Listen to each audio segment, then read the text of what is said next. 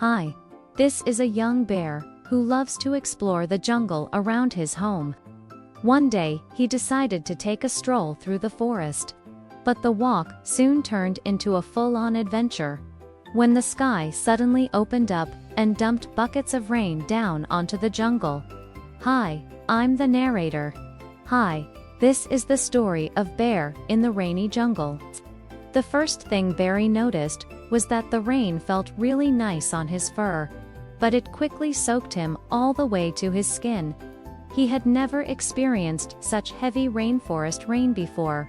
It felt like jumping in a puddle and getting sprayed with water from all sides. I need to find shelter, thought Barry.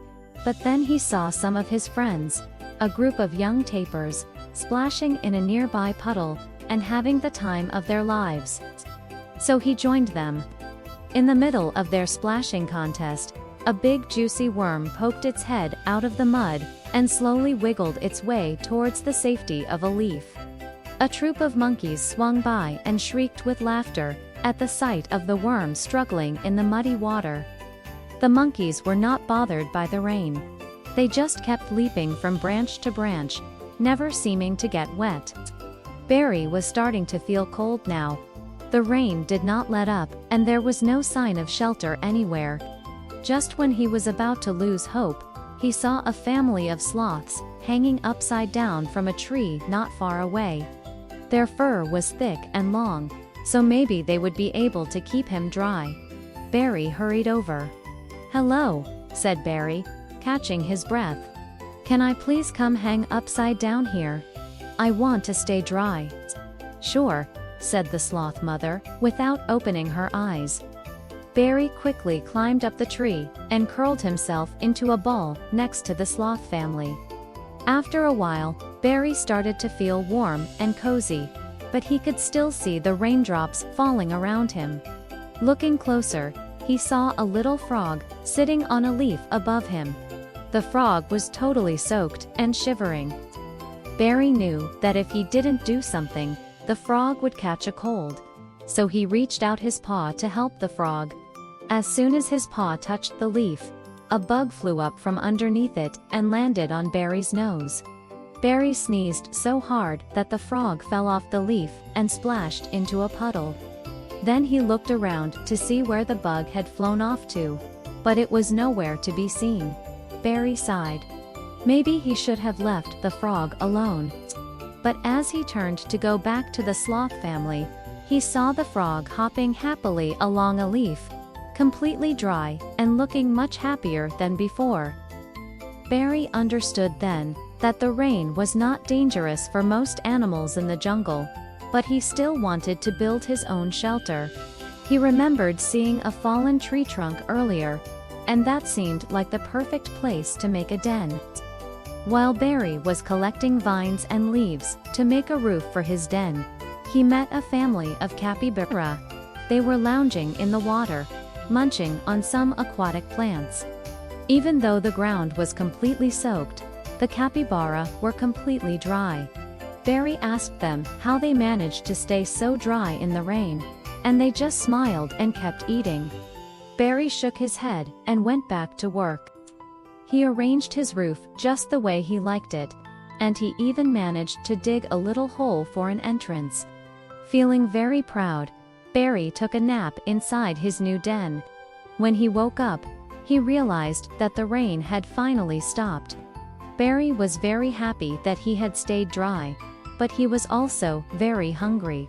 He went outside to see if he could find some berries.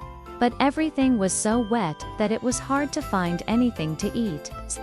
Just then, Barry heard a loud crash and saw a toucan fall right in front of him. The poor bird had been hit in the head by a branch. Barry was very scared, because he had never seen a toucan before. And they looked very fierce with their sharp beaks and claws. The toucan was dazed and could barely move. Barry wanted to help, but he didn't know what to do. As if by magic, an old macaw flew down from a tree and started talking to the toucan. "Don't worry, my friend, I'll take care of you," she said. The macaw spread her wings over the toucan, keeping him warm and protecting him from the wind.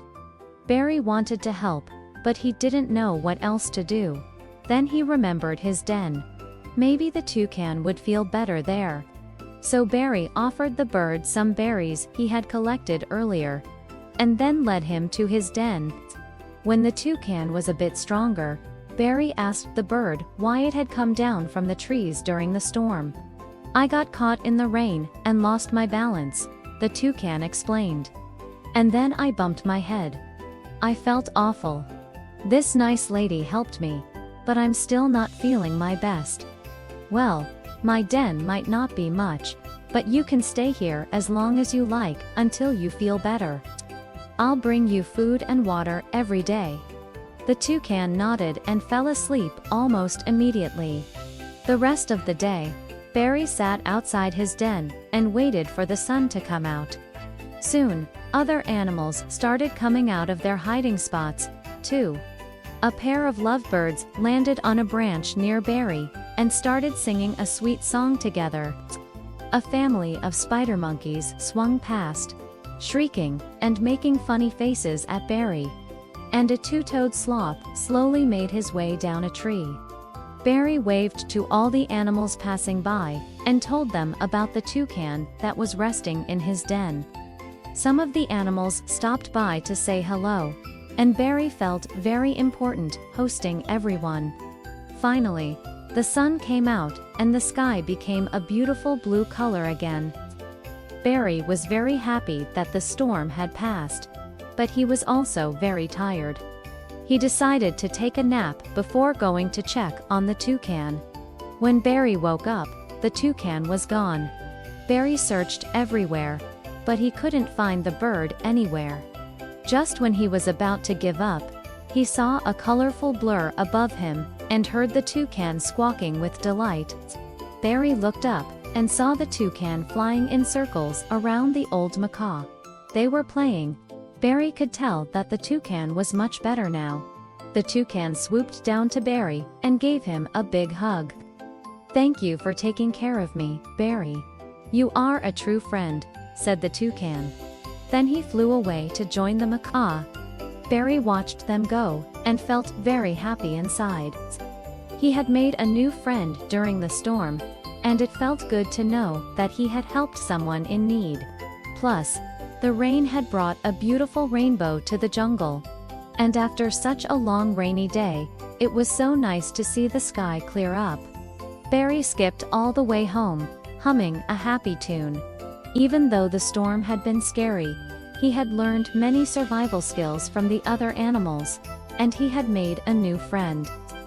Barry knew that if another storm came, he would be ready.